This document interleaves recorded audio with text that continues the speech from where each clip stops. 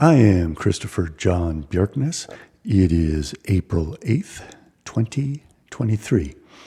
There has long been a plan to depopulate Ukraine, to purge Ukraine of its useless eaters, meaning the common indigenous Ukrainian population. This plan was set forth as the Heavenly Jerusalem Project by Igor Berkut. This occurred before the Maidan Revolution in 2014. He published books on this subject, I think in 2008, 2009, called Brat and Brat 2, meaning brothers. On the cover of those books, Vladimir Putin appeared, as did Barack Obama.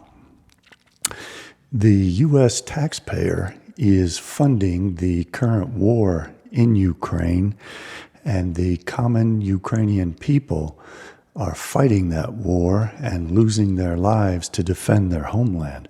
But the question arises, who owns that homeland? Igor Berkut explained that it is not the Ukrainian people. They are not sovereign in their own land. Instead, it is a system of billionaire and multimillionaire oligarchs who actually own Ukraine. Ukraine has always been a very corrupt country since it was taken over by the Soviet Union. If you wanted to see a doctor, you'd have to give the doctor a bottle of vodka. And that has permeated throughout the whole society. Everything is run by a system of bribes, and billionaire oligarchs took over Ukraine after the faked destruction of Ukraine and the Soviet Union, just as oligarchs took over Russia at the same time. This was all engineered to keep the Slavic peoples in perpetual slavery to the primary ethnicity of these oligarchs. The Russians are destroying infrastructure, power plants, water supply facilities, roads, buildings. All of this is eventually going to need to be rebuilt. And there are billions of dollars to be made in rebuilding Ukraine after all this destruction is complete. Ukraine is being depopulated of its breeding age women, of its children, of its breeding age men. Mr. Berkut explained that all these are only destined to become useless pensioners who draw money from these billionaire oligarchs who actually own the land. The belief is that much of this land was originally part of the Khazarian Empire, which converted to Judaism, and that Ashkenazi Jews are descended from these Khazarian Jews and therefore have a right to take over this land, which Berkut refers to as Heavenly Jerusalem, being the New Jerusalem mentioned in the book of Revelations, which descends from the sky as a gigantic cube. We see the cube of the Kaaba. The black cube is a common imagery now, common image in art throughout the world now. And this black cube represents the New Jerusalem as opposed to the Old Jerusalem, the earthly Jerusalem. This is the heavenly Jerusalem that descends from above, as above, so below. In the world to come, in this Kabbalistic scheme, there is to be a new heavens and a new earth. So this, the descent of this New Jerusalem, this heavenly Jerusalem in Ukraine, represents the arrival of Olam Haba, the world to come, in which Jews will rule the world, and everyone else will be their slaves and eventually be exterminated. This process of destroying a country and then profiteering from rebuilding it, profiteering from both the destruction of it and rebuilding it, follows a model that was repeated in Lebanon. There were several wars in Lebanon, destroyed Beirut multiple times, and the Hariri family profited off of that. The Hariris were close to the Saudis, Rafik Hariri, got Saudi citizenship and was close to the Saudi royals. We see now that the Saudis are heavily investing in land in Ukraine, and this same pattern is being repeated in Ukraine of destruction. So let's watch what Mr. Berkut, he was born Gecko, he adopted the name Berkut. There is a secret service in Ukraine called Berkut. The Ukrainian coup was all faked and staged by the KGB, and the U.S. was also involved in that staged coup. It could easily have been stopped at any time, but instead they insisted that it go through. And it was obviously done to fulfill this heavenly Jerusalem project, to drive Ukrainians out of the area that will become heavenly Jerusalem, to destroy that area, to surround that area with the guardianship of the Russians in Crimea and Donbass. The Russians were set up to be there as the guardians of Jewry, just as they were given nuclear weapons to create a bipolar, mutually assured destruction world in which the Russian Bolsheviks would ensure that Jewry not be attacked.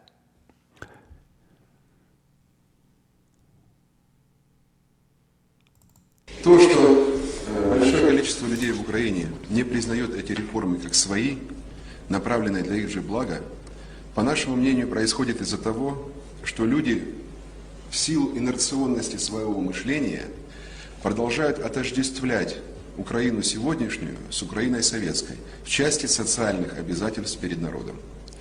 Нужно понять, что Украина советская, Украина сегодняшняя – это разные страны. И переносить тот поколенческий опыт, когда государство в обмен на труд людей обустраивало их жизнь, не стоит. Дело в том, что сегодня наша страна принадлежит узкому группу лиц, миллиардеров и мультимиллионеров. Причем все они находятся у власти.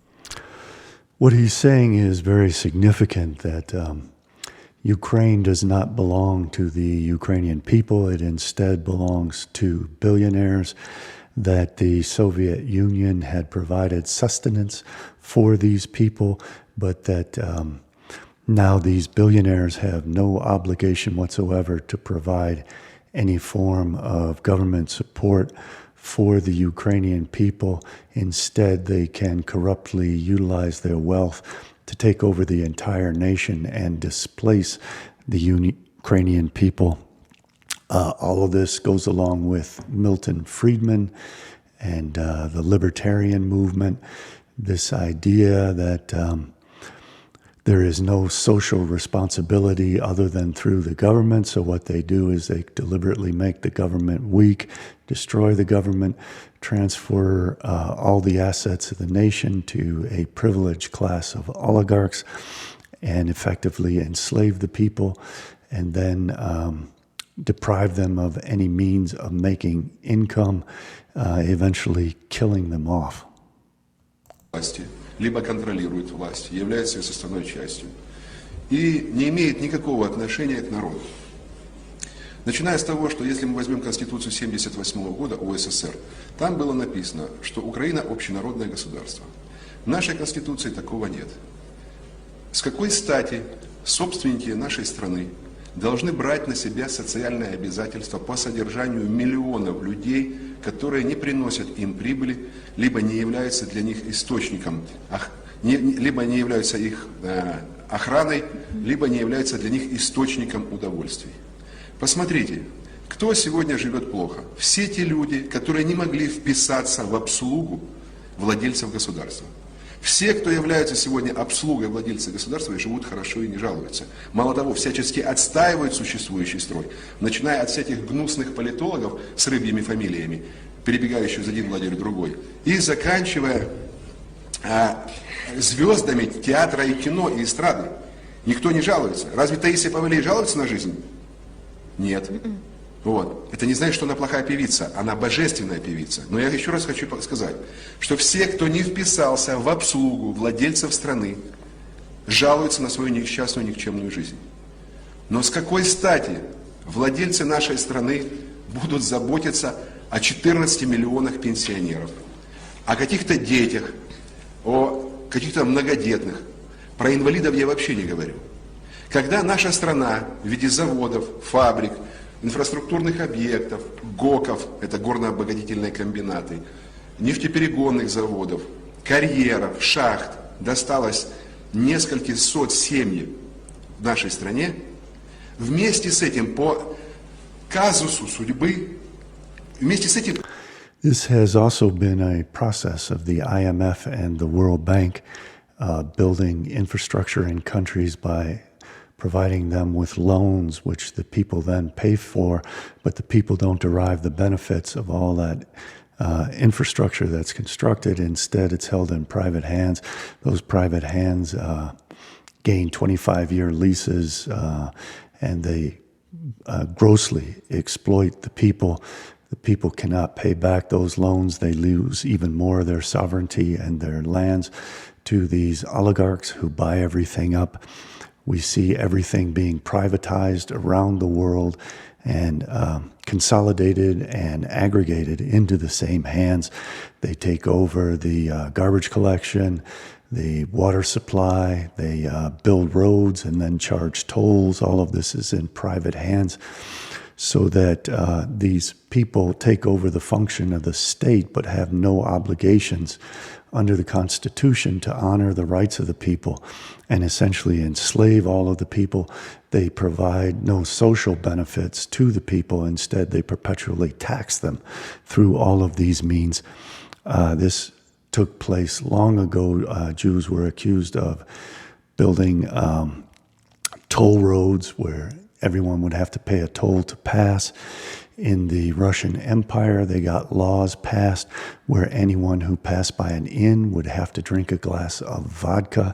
They ran all of the distilleries, and that is where the infamous alcoholism of Eastern Europeans started, because they controlled the distilleries and they insisted that everyone drink a glass of vodka whenever passing an inn. And they turned the Russian and Eastern Europeans into alcoholics. They've also always controlled tobacco, and they promoted it through their commercials and advertising. In their movies, they would promote tobacco and alcohol use. When people in America would go to college, the first thing they would be confronted with would be somebody standing by the door of the entrance, handing them a pack of cigarettes. They promoted it in the military and again in their Hollywood movies, etc. All of these are means of destroying the Gentiles and seducing them into bad behaviors, taking over all of their lands through the ownership of those lands. And I will provide recent evidence that all of this destruction in Ukraine, which was planned years before, this video was posted in 2014. I don't know exactly when he spoke, but it was posted in, I think, September of 2014. The revolution in Maidan was in February of 2014. Им досталось и население. Но ни один же никогда, ни один владелец страны не претендовал на это население. Они его не просили. И сегодня основная задача стоит в том, чтобы быстро и самое главное... He says they didn't ask for the population. The real question is, did the population, who are the sovereigns of the land, ask for these oligarchs to become their masters? Did they elect them in free elections? Did they vote for them?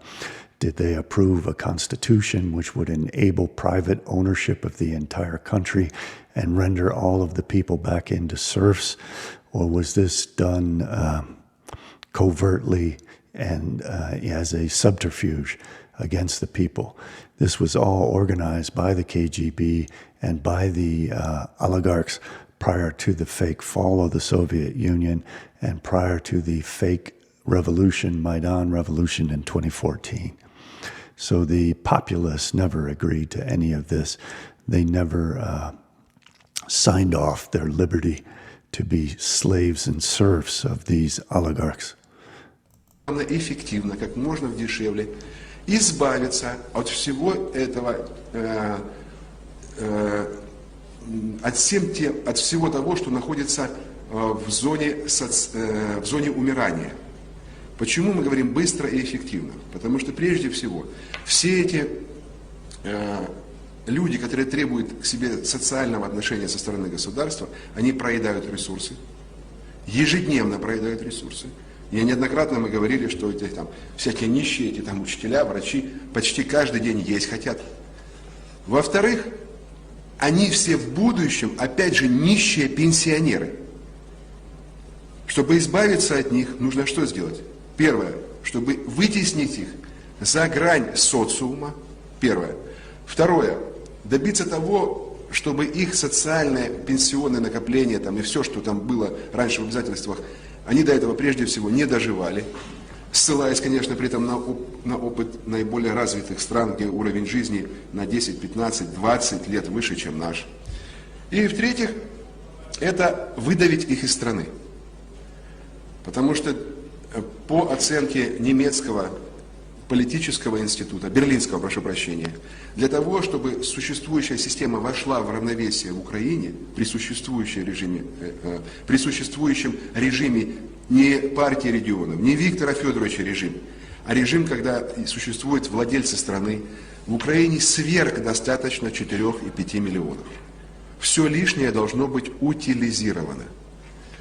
С какой стати миллионы украинцев думают, что владельцы страны должны о них заботиться? Давайте подумаем наоборот, что это люди сегодня должны платить за свое право жить на их территории. Такая постановка вопроса является более правильной. И мы видим, что владельцы страны постепенно поднимают стоимость жизни на их территории. С какой стати они будут снижать коммунальные расходы, когда все генерирующие мощности, все водоканалы, газы и все принадлежит им? Почему они должны терять прибыль, если кто-то не может платить? Не можешь платить — не пользуйся. Такова суть. И it's again important to note that all of these projects, these utilities, roads, etc., are paid for by taxpayers. This war is being paid for by the American taxpayer. All this destruction eventually will have to be remedied. Probably the American taxpayer and the Russians are going to be stuck with those bills.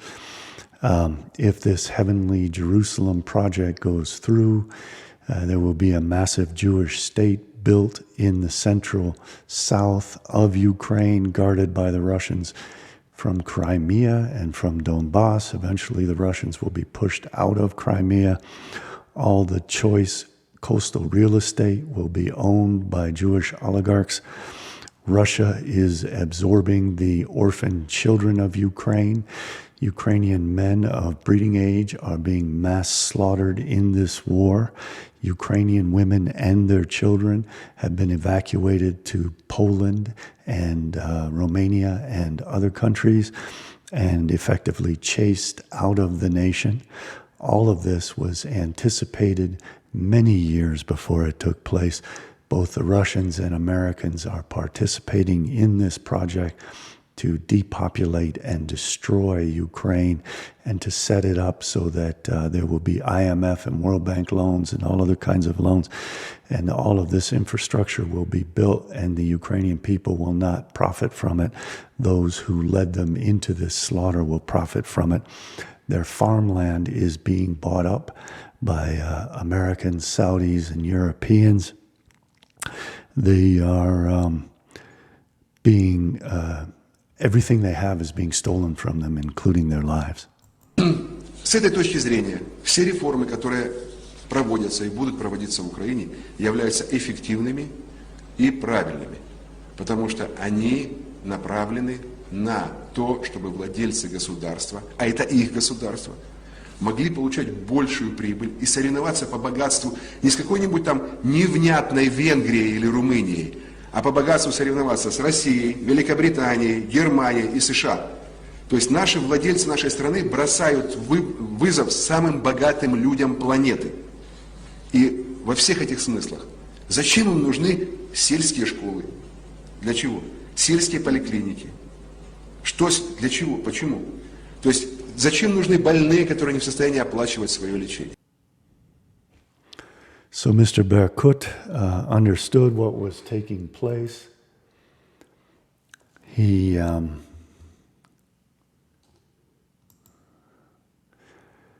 anticipated what would happen.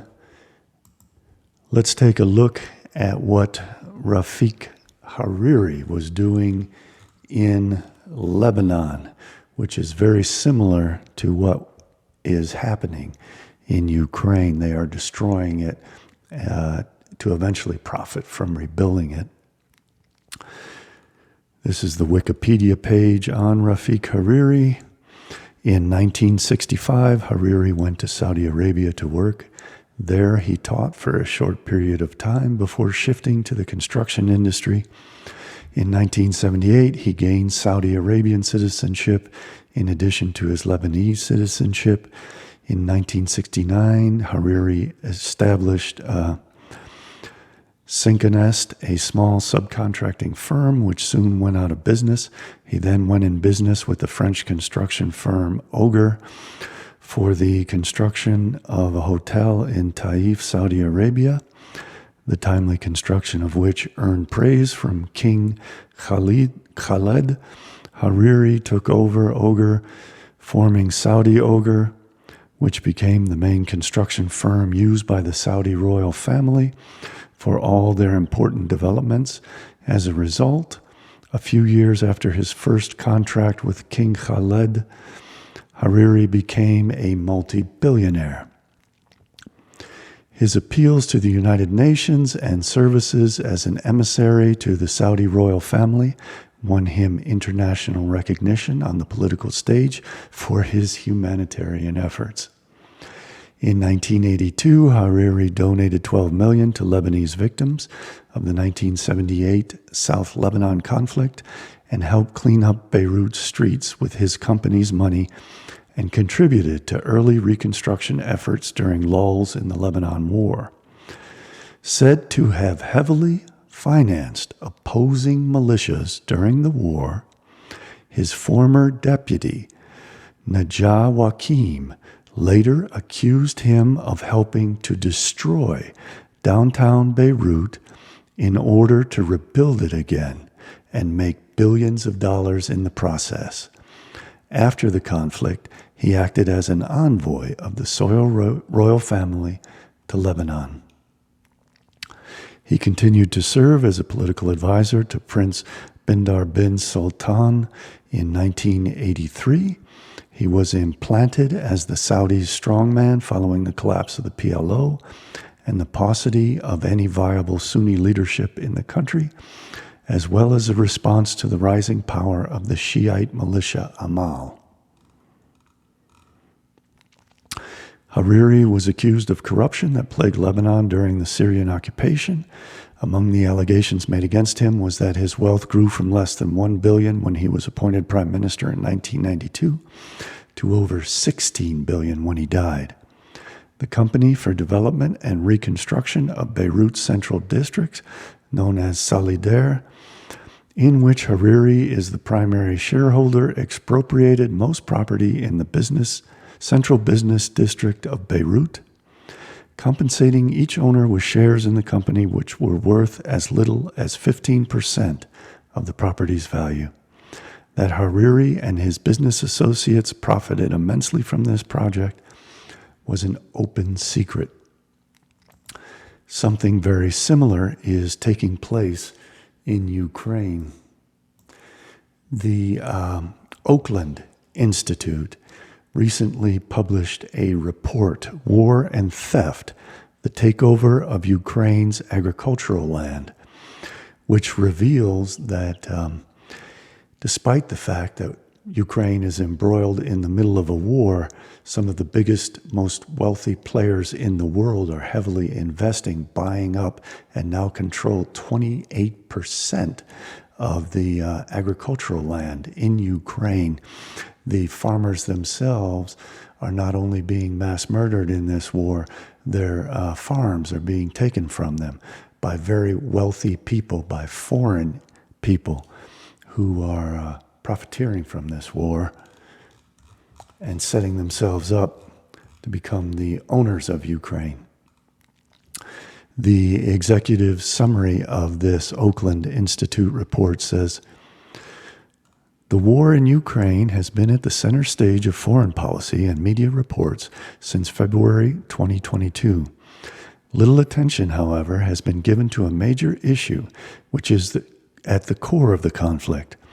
Who controls the agricultural land in the country known as the breadbasket of Europe? This report addresses this gap, identifying the interests controlling Ukraine's agricultural land and presenting an analysis of the dynamics at play around land tenure in the country. This includes the highly controversial land reform that took place in 2021 as part of the structural adjustment program initiated under the auspices of Western financial institutions after the installation of a pro-European EU government following the Maidan Revolution in 2014. With 33 million hectares of arable land, Ukraine has large swaths of the most fertile farmland in the world. Misguided privatization and corrupt governance since the early 1990s, that's when the Soviet Union supposedly broke apart, which was fake, have concentrated lands in the hands of a new oligarchic class. Around 4.3 million hectares are now under large-scale agriculture, with the bulk, 3 million hectares, in the hands of just a dozen large agribusiness firms. This is the rape of the Ukraine. The people are being screwed out of their homeland that they're fighting and dying for. These massive corporations and foreign interests are not fighting to defend this land. The Ukrainian people are, and as they're doing it, it's being stolen from them. In addition, according to the government, about 5 million hectares, the size of 2 Crimea, have been stolen by private interests from the state of Ukraine. The total amount of land controlled by oligarchs, corrupt individuals, and large agribusinesses is thus over 9 million hectares, exceeding 28% of the country's arable land. The rest is used by over 8 million Ukrainian farmers. So this Heavenly Jerusalem project is going to take over Central South Ukraine. They're going to lose all of that territory. The people involved in that project have said that Western Ukrainians are anti-Semites that need to be driven out of the country to Poland and other places so that they don't pose a threat, that the Russians should take over Novorossiya in Crimea and Donbass to serve as a buffer and guardian of the Jews who will take over this territory from the Ukrainians. And the Western European and Middle Eastern powers are now buying up all of the arable land in collaboration with the Ukrainian oligarchs to displace the Ukrainians' ownership of their own sovereign lands. This war is being funded by the American taxpayer, not by these foreign interests who are taking over this land and will profit from it. And it's being defended by the Ukrainians with their own blood as their homes are being taken from them and their farms are being taken from them. The largest landholders are a mix of oligarchs and a variety of foreign interests, mostly European and North American, including a U.S.-based private equity fund and sovereign fund of Saudi Arabia. Again, this is much like what happened to Lebanon. All but one of the 10 largest landholding firms are registered overseas, mainly in tax havens such as Cyprus and Luxembourg, even when run and still largely controlled by an oligarch founder. A number of firms have gone public with Western banks and investment funds now controlling a significant amount of their shares. This is also very similar to the way business takes place in the Middle East and especially in Arabian countries, where you have to have a minister as a sponsor, and then the foreign company moves in with 51% ownership by the minister of that Middle Eastern country. And we see this with the oligarchs in Ukraine pulling the same scam, which enables these foreign powers to exploit the indigenous population with a corrupt government, in this case the de facto government of the Ukrainian oligarchs, taking advantage of the indigenous enslaved population. The report identifies many prominent investors, including Vanguard Group, Copernic Global Investors, BNP Asset Management Holding, Goldman Sachs-owned NN Investment Partners Holdings, and Norges Bank Investment Management, which manages Norway's sovereign wealth fund. A large number of U.S. pension funds, foundations, and university endowments are also invested in Ukrainian land through NCH Capital, a U.S.-based private equity fund, which is the fifth largest landholder in the country. And the U.S. taxpayer is footing the bill for this military involvement. Both America and Russia are conspiring to destroy this nation and then rebuild it. And the American taxpayer will get no benefit from this. The Ukrainian soldiers who are fighting this war will get no benefit from this. The Russian people who are being destroyed by this war will get no benefit from it. But these companies will, and China will when Russia is balkanized and China takes over Siberia and outer Manchuria. Most of these firms are substantially indebted to Western financial institutions. The big bankers are going to profit from this, and if they fail, the U.S. taxpayer will bail them out. In particular, the European Bank for Reconstruction and Development, EBRD, the European Investment Bank, EIB, and the International Finance Corporation, IFC, the private sector arm of the World Bank. Together, these institutions have been major lenders to Ukrainian agribusinesses, with close to US $1.7 billion just lent to 6 of Ukraine's largest landholding firms in recent years. Other key lenders are a mix of mainly European and North American financial institutions. So we can see what's going on. Let's quickly shoot through this and look for Saudis.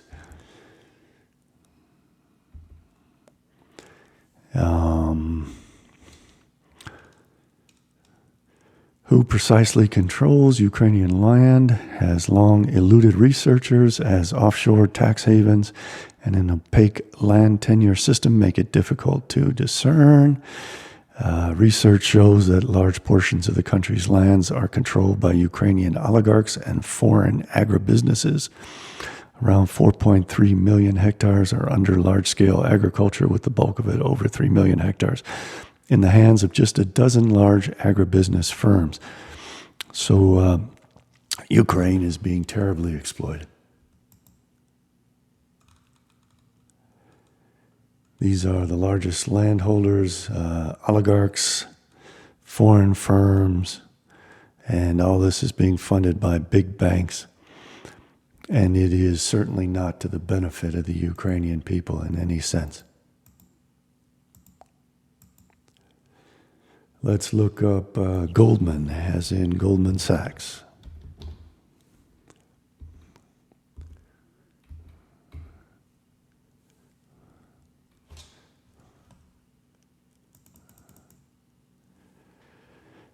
So we saw that Goldman Sachs is investing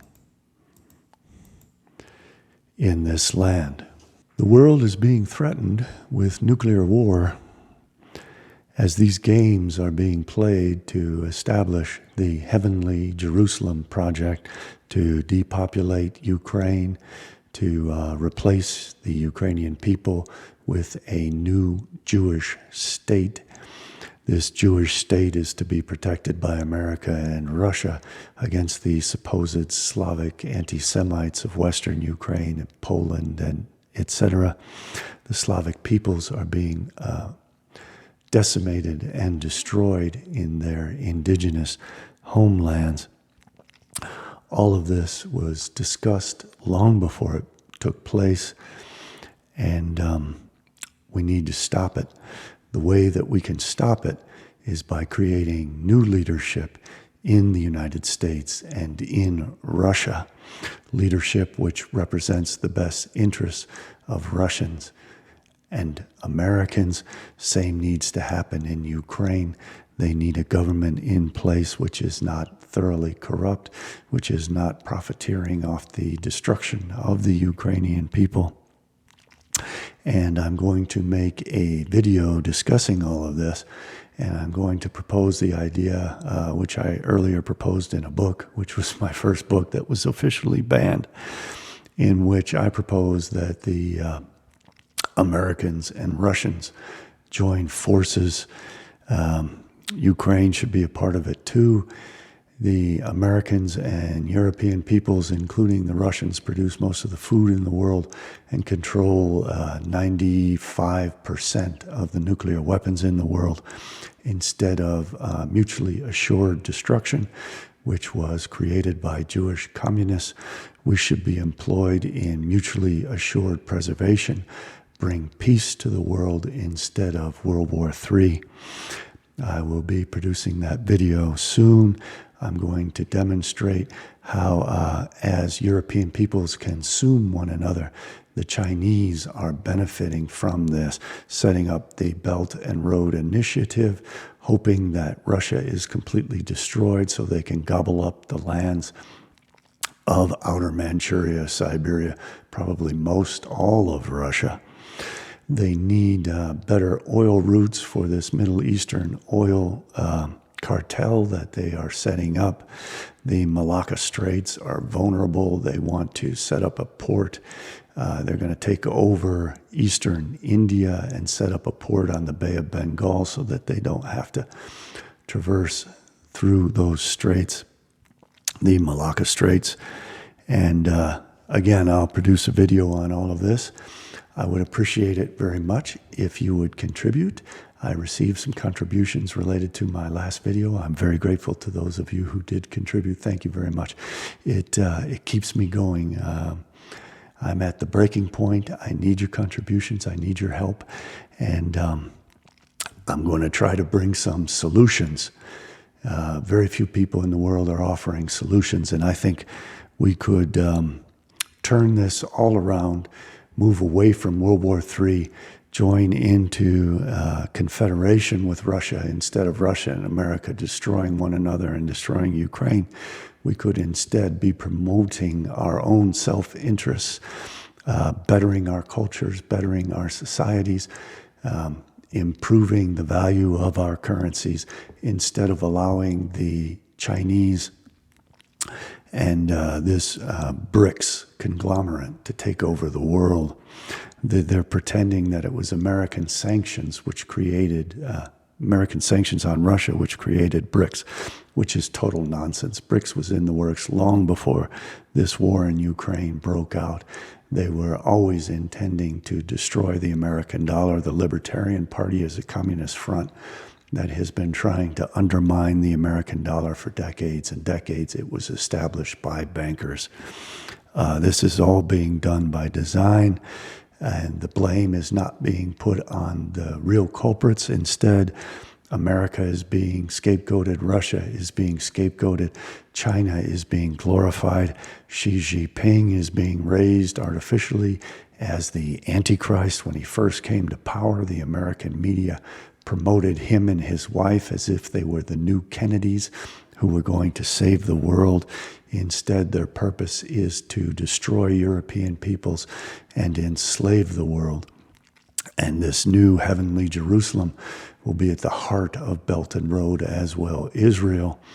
And they are going to utilize the Chinese as their force to conquer the world and then destroy us. And it doesn't have to be. All we need do is stop destroying one another and unite against our common foes. And again, I'm going to produce a video about that.